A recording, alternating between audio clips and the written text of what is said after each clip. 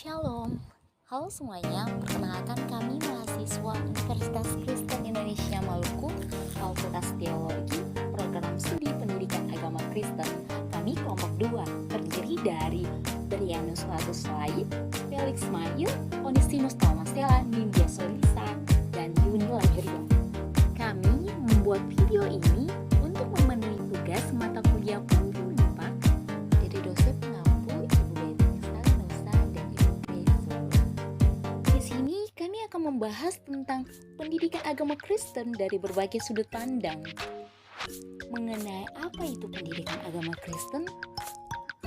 Apa fungsi dan tujuan dari pendidikan agama Kristen? Dan apa saja isi dari pendidikan agama Kristen? Seperti apa saja hakikat dan objek dari pendidikan agama Kristen? Mari kita membahasnya. Apa itu pendidikan agama Kristen? Berbicara mengenai pendidikan agama Kristen, pendidikan sendiri adalah pembelajaran pengetahuan, keterampilan melalui pengajaran. Pendidikan agama yaitu usaha yang berupa pengajaran, bimbingan, dan asuhan untuk dapat memahami, menghayati pendidikan agama tersebut. Pendidikan agama Kristen adalah merupakan sebuah proses pengajaran dan pembelajaran yang berdasarkan pada Alkitabiah, berpusat pada Kristus, dan bergantung pada Roh Kudus yang membimbing meningkatkan pertumbuhan dari masing-masing manusia. Pendidikan agama Kristen adalah pendidikan yang diselenggarakan oleh gereja karena diamanatkan Allah sendiri sebagaimana terlihat berulang kali dalam Alkitab, baik Perjanjian Lama maupun Perjanjian Baru. Pendidikan agama Kristen adalah pendidikan akitabiah teologis yang diadakan gereja bagi semua orang percaya.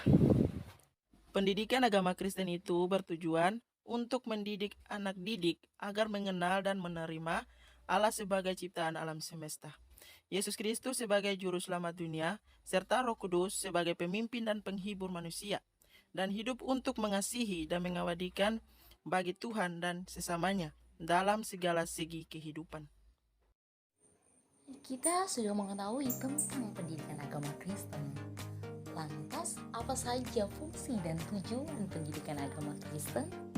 Menurut rumusan Paulus dalam suratnya bagi jemaat Efesus 4 ayat 12, tujuan dan fungsi PAK, yaitu untuk memperlengkapi orang-orang kudus bagi pekerjaan pelayanan pembangunan tubuh Kristus, sampai kita semua telah mencapai kesatuan iman dan pengetahuan yang benar tentang anak Allah, kedewasaan penuh dan tingkat pertumbuhan yang sesuai dengan kepenuhan Kristus, sehingga kita bukan lagi anak-anak yang diombak-ambingkan oleh rupa-rupa angin pengajaran, oleh permainan palsu manusia dalam kelecikan mereka yang menyesatkan, tetapi dengan teduh berpegang kepada kebenaran di dalam kasih kita, bertumbuh di dalam segala hal ke arah Dia, Kristus yang adalah kepala.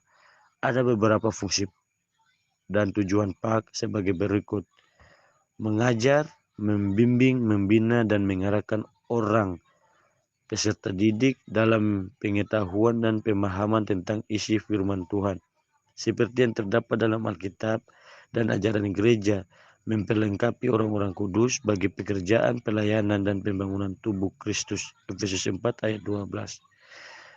Memimpin setiap orang dalam mengambil keputusan untuk hidup sebagai orang Kristen yang benar dalam kaitannya dengan Tuhan dan dengan orang lain. Memimpin orang dalam membuat komitmen atau tekad untuk hidup sebagai seorang Kristen, minta bantuan dan kirim seseorang ke dalam mengenal kasih Allah yang ada di dalam Yesus Kristus. Apa isi dari pendidikan agama Kristen? Isi pendidikan agama Kristen terbagi atas dua bagian. Yang pertama Alkitabiah, yang kedua teologi gereja. Alkitabiah. Allah adalah sumbernya. Alkitab menyatakan bahwa Allah bekerja secara kreatif dalam sejarah penyelamatan manusia.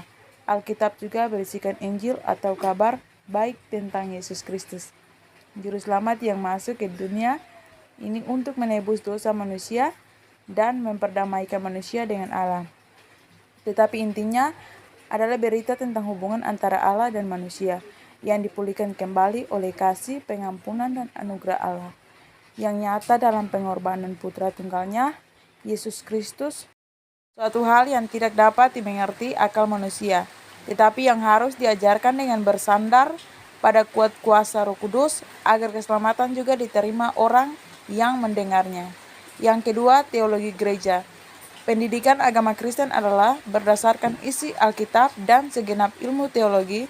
Dengan kata lain, isi pendidikan agama Kristen adalah firman Allah yang termuat dalam Alkitab dan yang dijabarkan dalam segenap cabang ilmu teologi. Alkitab di sini dimengerti sebagai firman Allah yang berbicara kepada manusia dalam situasi nyata. Seperti apa hakikat dan objek dari pendidikan agama Kristen? Hakikat pendidikan agama Kristen, aspek mengajar dan pengajaran rohani menekankan pada tugas pendidikan agama Kristen sebagai salah satu fungsi gereja dalam pelayanan terhadap umatnya, juga bagi dunia. Sesuai tujuannya, pengajaran pendidikan agama Kristen berusaha menumbuhkan pengertian, keyakinan, dan percaya dalam diri anak didiknya. Walaupun harus diakui bahwa yang menumbuhkan adalah kuasa Roh Kudus sendiri, di sini terlihat jelas bahwa pendidikan agama Kristen adalah suatu pendidikan yang diberikan pertama-tama dalam kehidupan persekutuan dengan Kristus kepada dan oleh gereja berdasarkan amanat Tuhan Yesus Kristus. Paulus dalam suratnya kepada jemaat di Efesus berkata bahwa Tuhan telah memanggil dan mengangkat dari antara anggota-anggota gereja, baik rasul-rasul maupun nabi-nabi, baik pemberita Injil maupun gembala-gembala dan pengajar-pengajar. Jelas bahwa terdapat berbagai tugas pelayanan di dalam gereja, termasuk di dalamnya tugas mengajar dan mendidik dalam ajaran-ajaran Tuhan. Hakikat dari tugas ini melainkan mencoba menyebut elemen-elemen inti yang bisa menjelaskan hakikat. Yang pertama, pendidikan agama Kristen itu adalah suatu usaha pendidikan. Yang kedua, pendidikan agama Kristen juga merupakan pendidikan yang khusus, yakni dalam dimensi religius manusia. Yang ketiga, pendidikan agama Kristen secara khusus menunjukkan kepada persekutuan iman yang melakukan tugas pendidikan agamawi, yakni persekutuan iman Kristen. Yang keempat, pendidikan agama Kristen sebagai usaha pendidikan bagaimanapun juga mempunyai hakikat politis. Karena itu, pendidikan agama Kristen turut berpartisipasi dalam hakikat politisi pendidikan secara umum. Objek-objek pendidikan agama Kristen. Pendidikan agama Kristen itu perlu diletakkan terlebih dahulu pada setiap jenjang pendidikan. Oleh karena itu, setiap jenjangnya ada objeknya tersendiri. Objek-objek pendidikan agama Kristen itu adalah sebagai berikut. Yang pertama, untuk dapat menanamkan dalam jiwa peserta didik suatu kesadaran akan Tuhan sebagai realita pengalaman manusia dan suatu perasaan adanya hubungan pribadi dengannya. Yang kedua, untuk dapat mengembangkan dalam jiwa peserta didik suatu pengertian dan perasaan menghargai akan pribadi hidup ajaran Yesus Kristus. Yang ketiga, untuk dapat memelihara dalam diri peserta didik suatu sikap progresif Kristiani yang terus dikembangkan. Yang keempat, untuk mengembangkan dalam jiwa peserta didik kemampuan dan sikap untuk berpartisipasi dan memberikan sumbangan kontributif. Yang kelima, untuk mengembangkan dalam jiwa peserta didik kemampuan terorganisir suatu gereja. Yang keenam, untuk mengembangkan dalam jiwa peserta didik perasaan menghargai arti dan pentingnya keluarga Kristen dan kesanggupan untuk berpartisipasi memberikan sumbangan kontributif terutama hidup bermasyarakat. Yang ketujuh, untuk membimbing peserta didik ke dalam suatu kehidupan Kristiani yang benar. Pembahasan mengenai materi pendidikan agama Kristen dari berbagai sudut pandang, kami menyimpulkan bahwa pendidikan agama Kristen merupakan sebuah proses pengajar dan pembelajaran yang berdasarkan pada Alkitabiah, berpusat pada Kristus, dan bergantung pada Roh Kudus yang membimbing meningkatkan pertumbuhan masing-masing manusia. Pendidikan ini berbeda dengan pendidikan pada umumnya, karena pendidikan agama Kristen tidak melulu dikerjakan oleh manusia, tetapi juga melibatkan pribadi Allah.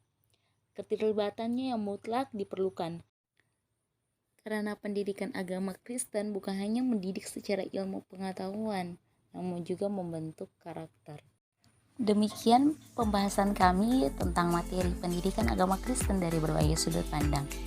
Kami telah berusaha dengan segenap kemampuan yang kami miliki untuk dapat menyelesaikan video ini. Akan tetapi, kami menyadari sungguh bahwa video pembahasan ini masih jauh dari kesempurnaan, baik segi materi maupun tata cara penulisan. Untuk itu, terima kasih atas perhatiannya dan sampai jumpa.